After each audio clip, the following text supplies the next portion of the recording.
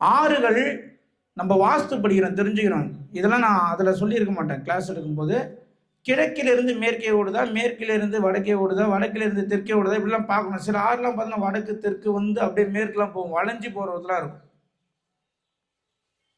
புரியுதுங்களா? ராகவேந்திரர் பிரம்மபுத்தி இது யார் போயிருக்கா? ராகவேந்திரர் கோயில் மந்திராலயம்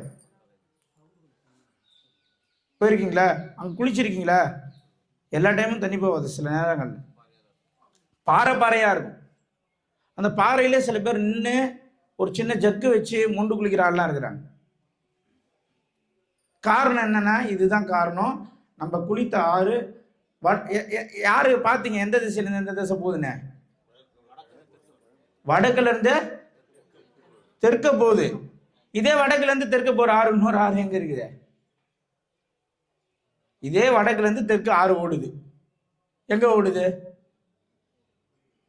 நம்ம ஏன் அதெல்லாம் பார்க்கறதே கிடையாது. நம்ம வேலை என்ன?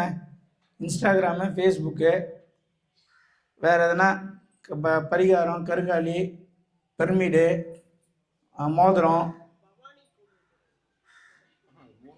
வடக்குல இருந்து தெற்கு ஓடுது ஒரு ஆறு.